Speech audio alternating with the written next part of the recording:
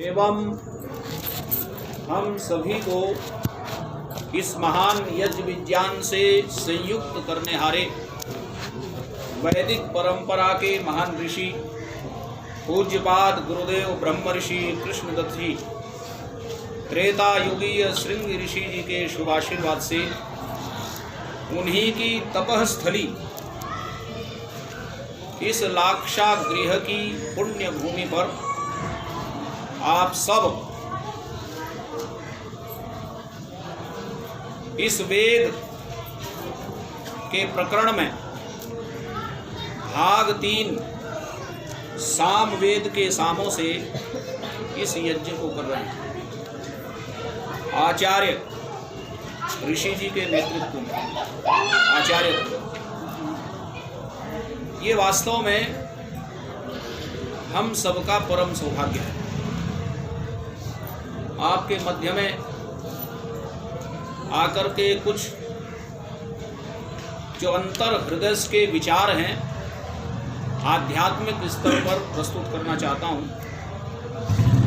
सभी ध्यान देंगे तो हम सबको परस्पर लाभ होगा। आप सब भली प्रकार से जानते हैं, मैं वार्ता मूल से ही प्रारंभ करता हूँ। हम सब अपने में ही इस प्रश्न का उत्तर खोजें। इस संपूर्ण ब्रह्मांड या विश्व या जगत, इसके उत्पत्ति का मूल कारण कौन है? अर्थात इस संपूर्ण संसार को उत्पन्न करने वाला कौन है? तो हम सबको इसका उत्तर तत्काल मिल रहा है। जो बुद्धिमान हैं, जो आस्तिक हैं, वो तत्काल इस प्रश्न का उत्तर जान लेंगे। और इसका उत्तर सीधा सा ये है कि इस संपूर्ण ब्रह्मांड का उत्पत्तिकर्ता अर्थात मूल स्रोत परमपिता परमेश्वर, अर्थात ये संपूर्ण जगत उस परमात्मा से ही उत्पन्न है। और इसकी पुष्टि मैंने अभी एक मंत्र बोला। मैं बहुत सरलता के साथ आपको कुछ चिंतन देना चाहता हूँ। क्लिष्ट भाषा का प्रयोग नहीं करूँगा, शुद्ध हिंदी बोलता हूँ, प्रयास करता हूँ। तो गायत्री मंत्र का जो प्रथम चरण है उसमें ही इस बात की पुष्टि होती है कि संपूर्ण विश्व का मूल स्रोत परमपिता परमेश्वर है। सब इस बात को जानते हैं ना?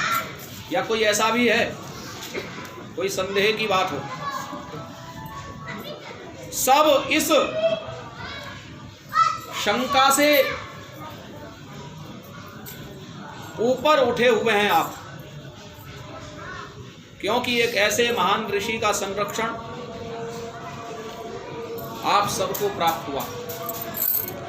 और जिन्हें कहीं ना कहीं शंका हो तो वो इस शंका को तत्काल समाप्त कर दें। जहां ईश्वर की सिद्धि में किसी भी प्रकार का संदेह होता है, अर्थात ईश्वर है भी या नहीं। बहुत से लोग कहते हैं कि ये प्रकृति तो स्वाभाविक रूप से चल रही है, ऐसी कोई शक्ति नहीं है जो इस संसार को चला रही हो, ये स्वाभाविक है, प्रक्रिया चल रही है। तो ऐसे लोगों को क्या कहते हैं? नास्तिक, जो ईश्वर की सत्ता को नहीं मानते। ऐसे लोगों की क्या दशा होती है ये आप सब भली प्रकार से समझ सकते हैं। मैं उस ओर जाना नहीं चाहता, परंतु इस समय सत्यता के आधार पर, सिद्धांत के आधार पर आपको ये बताना चाहता हूँ बड़ी नम्रता के साथ कि संपूर्ण संसार का उत्पत्ति करता केवल परमपिता परमेश्वर है। मैं बार बार इस वार्ता को आपके मध्य में उच्चारण कर रहा हूँ। क्यों? क्योंकि आज सांसारिक स्तर पर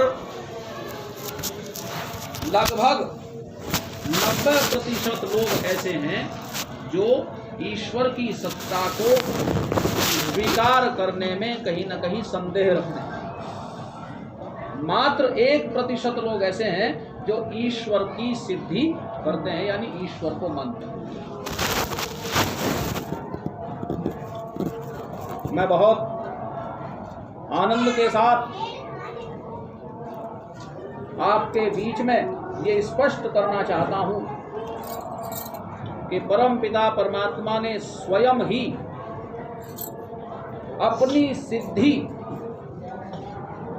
हमारे मध्य में स्थित की है स्वयं।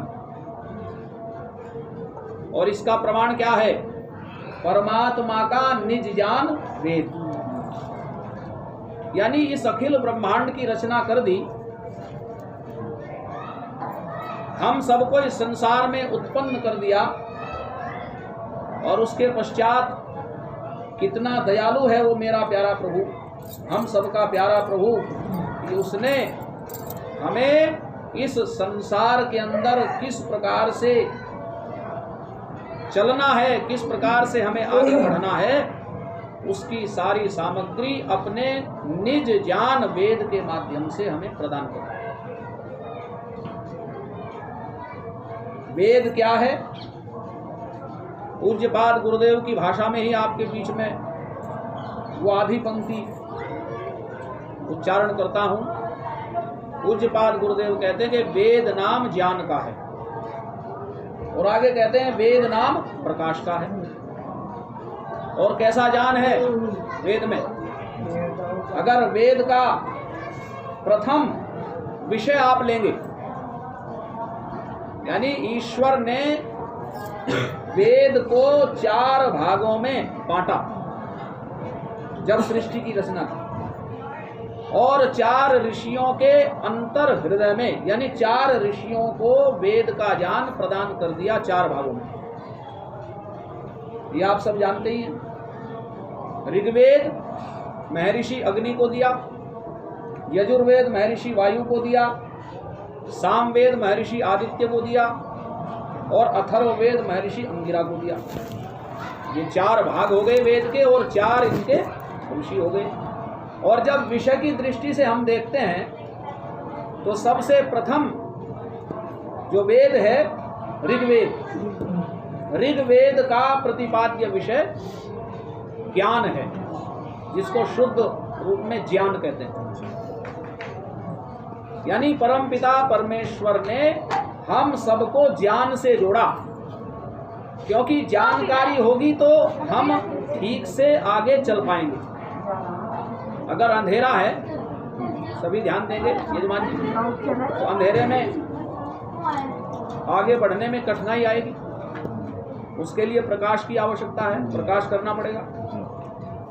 ये गृहिणी बैठी हैं, माताएं बहनें, जब घर में कार्य करती हैं तो कोई वस्तु चाहिए, कक्ष में अंधेरा है तो क्या करेंगी? प्रकाश की व्यवस्था करेंगी। अगर अंधेरे में जाएंगी तो जिस वस्तु की आवश्यकता है उस वस्तु को ढूंढने में कहीं ना कहीं कठिनाई आएगी। पता तो है कि वस्तु कहाँ रखी है, परंतु बाधा भी आ सकती है, कोई क्षति भी हो सकती है, नुकसान भी हो सकता है। तो उसके लिए हमें सबसे पहले प्रकाश करना होगा। ये हमारे जीवन की एक प्रक्रिया है, एक व्यवहार है, और प्रकाश करके जो वस्तु जहाँ रखी है उसको ठीक से आप प्राप्त कर लेंगे। ठीक इसी प्रकार से परमपिता परमेश्वर ने इस अखिल ब्रह्मांड की रचना की, और इसके अंदर जितनी भी सामग्री है, जितनी भी वस्तु हैं हमारे उपयोग की, उन वस्तुओं को हम कब प्राप्त कर सकते हैं? जब हमें जानकारी हो कि ये वस्तु, इसका नाम ये है, इसका स्वरूप ऐसा है, और हम इसको अपने लिए या दूसरों के लिए किस प्रकार से प्रयोग कर सकते हैं। तो ये जानकारी होना प्रत्येक मनुष्य के लिए आवश्यक है। तो उस प्रभु ने हमारे लिए वो जानकारी का भंडार ऋग्वेद के माध्यम से प्रदान किया। ऋग्वेद के अंदर क्या है? अब मैं आपको ये निवेदन करता हूं, सब जानते हैं वैसे, परंतु इसको हम एक बार और समझ लें, स्थूल से स्थूल पदार्थों का ज्ञान, सूक्ष्म से सूक्ष्म पदार्थों का ज्ञान ऋग्वेद के अंदर निहित है, और सूक्ष्म से भी सूक्ष्म, अति सूक्ष्म पदार्थ का भी ज्ञान ऋग्वेद के अंदर निहित है। अब इसको कैसे हम समझें? तो ऋषि ने बड़ी सुंदर चर्चा की कि एक तृण से लेकर ईश्वर पर्यंत तक की जानकारी ऋग्वेद के अंदर निहित है।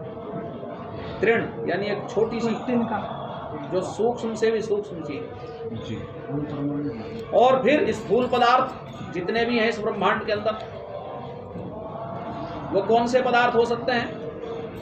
अब हम विचार करते हैं। ये संपूर्ण ब्रह्मांड पंच महाभूतों से परमात्मा ने बनाया, सब जानते हैं इस बात। पंच महाभूत अग्नि, जल, वायु, आकाश और पृथ्वी, इनको भूत कहा। और भूत से ही एक शब्द बनता है, आचार्य जी यजमान हमारे शोध कर रहे हैं, भौतिक। भूत शब्द से एक विस्तृत शब्द की रचना हुई, और उस विस्तृत शब्द को हम क्या कह सकते हैं? भौतिक। आज व्यक्ति भौतिकवादी है, परंतु मैं जानना चाहूंगा आप सभी से, क्या प्राचीन काल में व्यक्ति भौतिकवादी नहीं था? क्या सब आध्यात्मिकवादी थे? यहां पर मैं पूज्यपाद गुरुदेव की उस वार्ता को प्रमाणित, मतलब आपके बीच में रखना चाहता हूं, जो उन्होंने प्रमाण दिया कि देखिए, प्राचीन काल का जो भौतिक विज्ञान था वो कितना प्रबल था। अगर आज इस वर्तमान काल के विज्ञान की बात आप करें, भौतिक विज्ञान की, और तुलना करें उस प्राचीन काल के भौतिक विज्ञान से, तो आज का विज्ञान मात्र इकाई में है। उस समय का जो भौतिक विज्ञान था वो पराकाष्ठा पर था, परंतु उस भौतिक विज्ञान को लेकर के जब मनुष्य या कोई वैज्ञानिक आगे बढ़ता था, तो उसमें वो अध्यात्म विज्ञान की पुट दे देता था। यानी दोनों प्रकार के विज्ञान को संपुट करके, समन्वित करके वो अपने कार्य को प्रारंभ किया करता था। तो उससे कभी किसी भी प्रकार की पारिवारिक, सामाजिक, राष्ट्रीय या आध्यात्मिक हानि नहीं होती। यानी सब सुरक्षित रहते थे और अपने अपने कर्तव्य का पालन करते हुए अपने जीवन को उन्नति की ओर ले जाते थे। ये थी हमारी वैदिक परंपरा। तो इसके माध्यम से हमें ये जान लेना चाहिए कि देखिए, हमारे जीवन की उन्नति भौतिक और आध्यात्मिक दोनों में है। यानी सांसारिकता भी, और सांसारिकता से उपराम होने को ही अध्यात्म कहते हैं। यानी जो संसार से उपराम हो जाता है वही मनुष्य अध्यात्म में प्रवेश करता है। परंतु सांसारिकता के बिना हम आगे बढ़ नहीं सकते।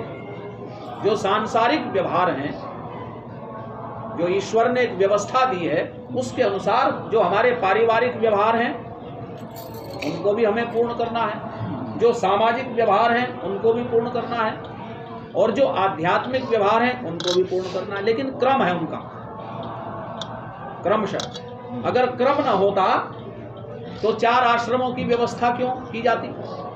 वेद के माध्यम से ऋषियों ने 4 आश्रमों की व्यवस्था की, ब्रह्मचर्य, गृहस्थ, वानप्रस्थ और संन्यास। क्रमशः प्रत्येक आश्रम का एक व्यवहार है। और यहाँ ये भी जान लें, कहते हैं ना संन्यास आश्रम, तो क्या गृहस्थ आश्रम नहीं है? जब संन्यास आश्रम है तो गृहस्थ भी एक आश्रम है। जितना महत्व संन्यास आश्रम का है, उतना ही, उससे भी ज्यादा महत्व गृहस्थ आश्रम का है। परंपरा के ऋषियों को देखिए, अधिकतम ऋषि गृहस्थ में गए और गृहस्थ में रहकर के उन्होंने अपने इहलोक और परलोक को साथ लिया। मैं बहुत गंभीरता में न जाते हुए, क्योंकि आपको यज्ञ में हवियां भी प्रदान करनी है, बस निवेदन करना चाहता हूं कि परम पिता परमेश्वर ने हम सबके कल्याण के लिए इस वेद के ज्ञान और विज्ञान को प्रदान किया था सृष्टि की रचना करते समय, और ये आदेश दिया था कि ये मेरे पुत्र जीवात्माओं, तुम इस संसार क्षेत्र में जाने के पश्चात मैंने जो तुम्हें एक व्यवस्था दी है, आचार संहिता दी है, एक प्रोस्पेक्टस दिया है, एक निर्देशिका दी है, उसी का हमेशा अनुसरण करना। जो एक नियम है ना, परिवार को चलाने का भी एक नियम होता है, परिवार की व्यवस्था, उस परिवार को चलाने वाला व्यक्ति, सब उसके अनुसार चलते हैं ना, और अगर कोई उल्लंघन कर देता है तो विवाद बढ़ता है। इसलिए जो एक व्यवस्था निर्धारित है, चाहे वो एक परिवार की व्यवस्था हो, चाहे वो समाज की व्यवस्था हो, चाहे वो राष्ट्र की व्यवस्था हो, उसका अनुसरण प्रत्येक व्यक्ति को करना ही चाहिए, और जिसका नाम है अनुशासन। अनुशासन का मतलब यह है कि जो एक व्यवस्था है, जो शासक है, जिसने एक व्यवस्था का निर्धारण किया है, उसका अनुसरण करना प्रत्येक व्यक्ति का कर्तव्य है, धर्म है। जब हम इस प्रकार से चलेंगे तो किसी भी प्रकार का परस्पर विवाद नहीं होगा, और हम जिस उद्देश्य के लिए संसार के अंदर आए हैं, उस उद्देश्य की हमें निश्चित रूप से प्राप्ति हो जाएगी। तो यह है वेद की विधा, यानी वेद का हमारे जीवन में महत्व। और इसीलिए हमारा एक ही धर्म है, एक ही परंपरा है, एक ही संस्कृति है, जिसका नाम वेद है। आप समझ रहे हैं ना, आज परंपरा के नाम पर भी बहुत कुछ हो रहा है। परिवारों में न जाने किस प्रकार की प्रक्रिया चलती है, तो उसको ये कहकर के बात समाप्त कर देते हैं कि ये तो हमारी परंपरा है जी। लेकिन परंपरा का कभी आपने अर्थ समझा? परंपरा कहते किसको है?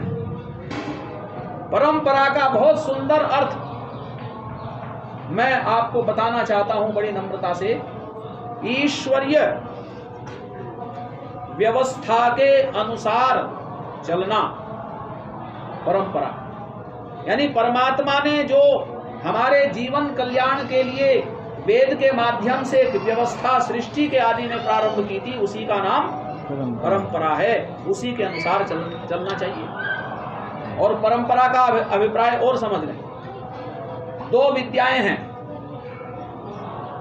एक पराविद्या और दूसरी अपराविद्या। पराविद्या किसको कहते हैं? जो सीधे ईश्वर से प्राप्त है। और अपराविद्या किसको कहते हैं?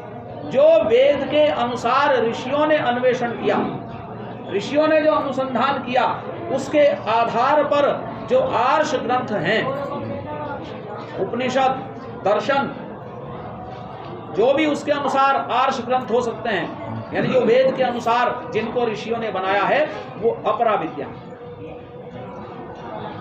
एक वैदिक संस्कृति अर्थात वेद के माध्यम से, और फिर उसी के अनुसार जो ऋषियों ने अपना अनुसंधान करके ग्रंथ लिखे हैं, वो भी हमारे लिए ग्राह्य है। तो हमें उन्हीं का अनुसरण अपने जीवन में करना चाहिए। ये विषय थोड़ा गंभीर है, थोड़ा क्लिष्ट भी है, लेकिन हमें समझ लेना चाहिए कि हमारे लिए ग्राह्य अगर कुछ है तो वो केवल वेद है। वेद के अनुसार हमें अपने जीवन को चलाना ही चाहिए। वेद से हम कभी विमुख न हो। भले ही हम वेद की विद्या को न जानते हो, संस्कृत न जानते हो, परंतु आज हमारे विद्वानों ने जो वेदों के जो शब्दार्थ किए हैं, जो भाष्य किए हैं, उसके माध्यम से अगर हम उनके अर्थ पर भी थोड़ा विचार कर लेंगे तो हमारा बौद्धिक स्तर ऊंचा होगा, और उसके अनुसार चलने से हमारी उन्नति होगी, हमारा कल्याण। तो हमें वेद का अनुसरण करना चाहिए, तभी हमारे जीवन का कल्याण संभव है। तो मैं वार्ता पूरी करते हुए मैंने गायत्री मंत्र का प्रथम भाग आपके बीच में रखा था, और उस मंत्र के प्रथम भाग से ये स्पष्ट होता है कि संपूर्ण संसार का मूल स्रोत यानी उत्पत्ति करता परमपिता परमेश्वर है। और केवल दो शब्द हैं, तत्सवितु। तत् माने वह, और सवितु के दो अर्थ हैं, प्रेरक और उत्पादक। यानी परमात्मा क्या है? प्रेरक है, हमें प्रतिक्षण प्रेरणा करता है। सद प्रेरणाएं, बताओ आपको सद प्रेरणाएं होती हैं नहीं? हर व्यक्ति को सद प्रेरणा होती है। और इसका एक ही प्रमाण मैं आपको दिए देता हूं। जब जब मन में कोई दुर्भावना आती है, यानी कुविचार आता है, गंदा विचार आता है, तत्काल 3 चीजें उत्पन्न होती हैं, भय, लज्जा और शंका। बताओ होती हैं कि नहीं? अगर कोई पाप कर्म करने का विचार आएगा, उसको करने के लिए आगे बढ़ेंगे तो तत्काल मन में क्या होगा? भय, कोई देख न ले, व्यक्ति तत्काल भयभीत होता है। और लज्जा, अगर किसी ने देख लिया कुकर्म करते हुए तो लज्जित होना पड़ेगा। और शंका, जब उस कार्य को करता है व्यक्ति तो तत्काल शंका होती है, करूं न करूं, कर दिया तो क्या होगा और न किया तो क्या होगा।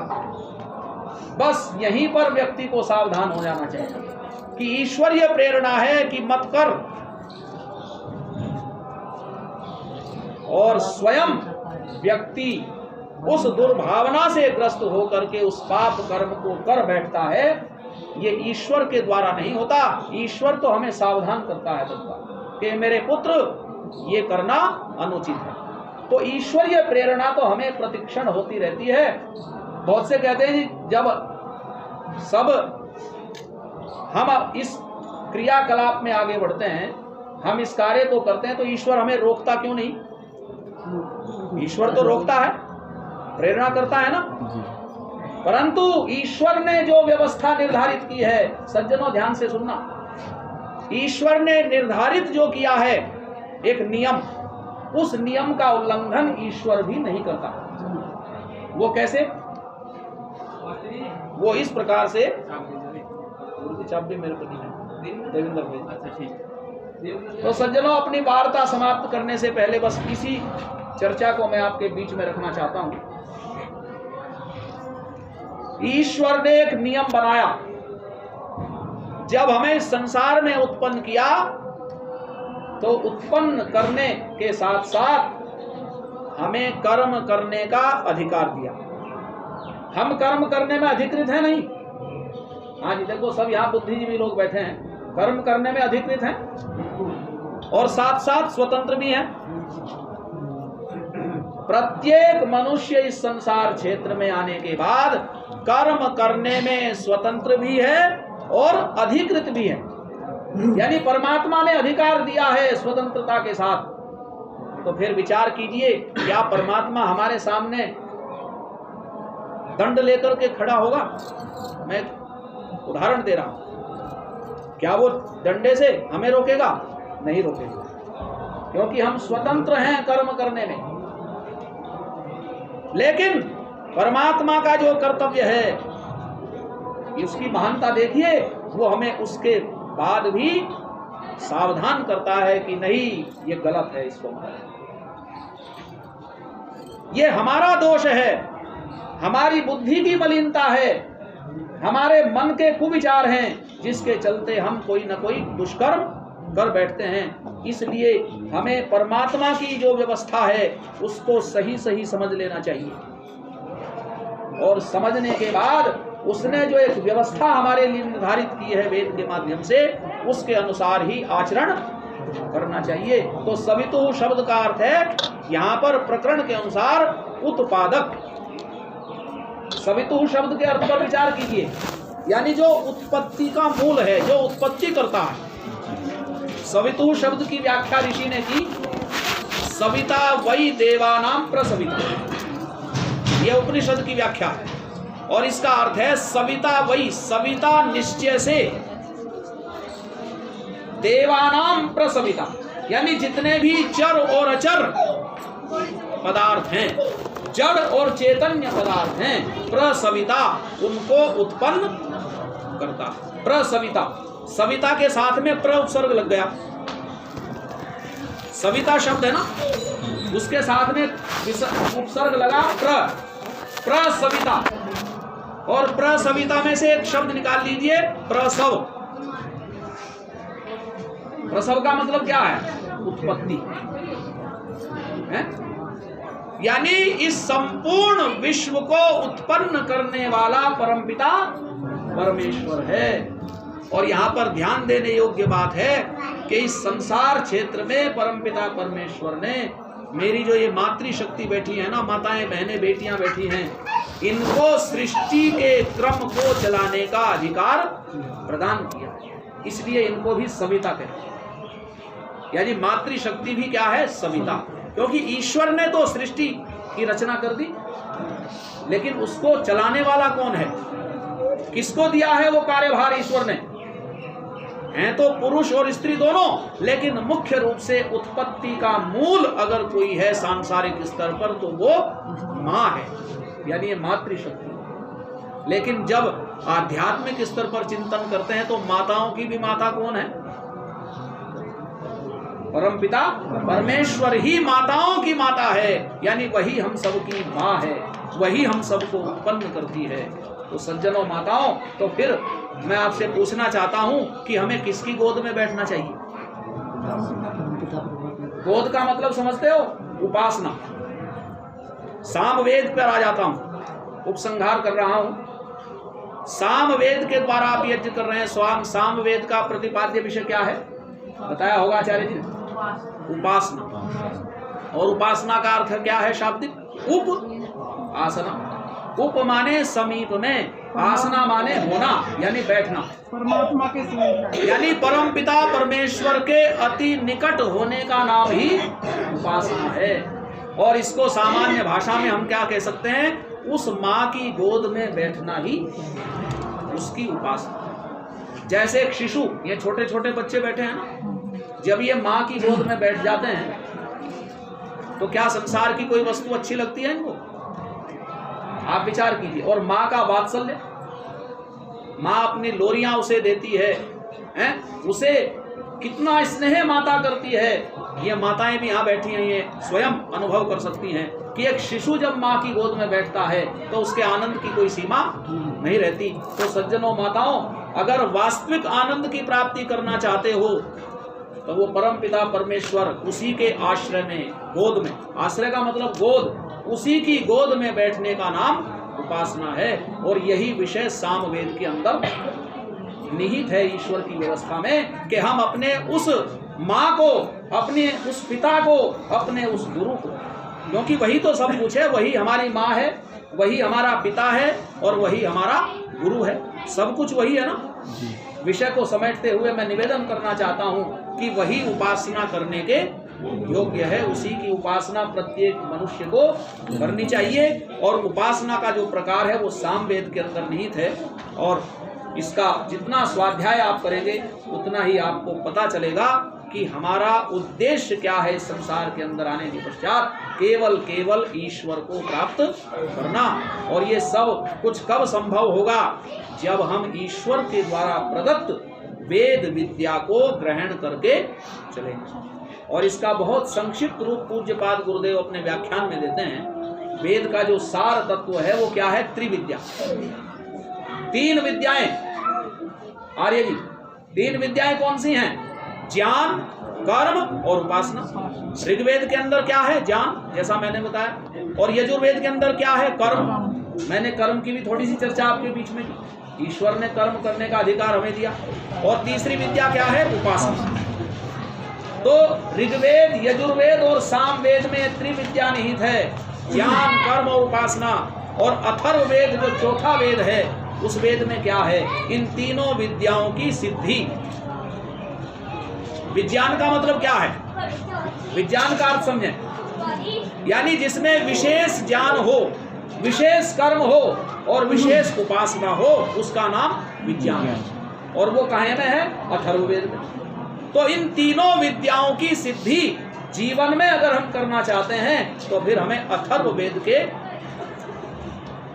अंदर प्रवेश करना चाहिए। तो ये तीनों विद्याएं हमें सिद्ध होंगी और हमारा वो जो लक्ष्य है, जिस लक्ष्य को लेकर के हमें संसार में आए हैं, हमारा लक्ष्य संसार में आने का क्या है सब जानते हैं।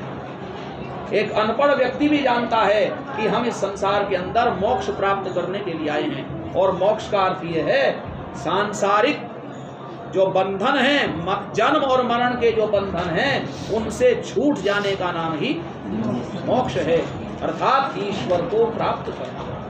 और यहाँ पर ये भी मैं आपको चिंतन देना चाहता हूँ कि ईश्वर का जो उद्देश्य, अब हम सोचते हैं ईश्वर का उद्देश्य क्या है, बहुत से कहते हैं ना ईश्वर का तो उद्देश्य कुछ है ही नहीं। अगर ईश्वर का उद्देश्य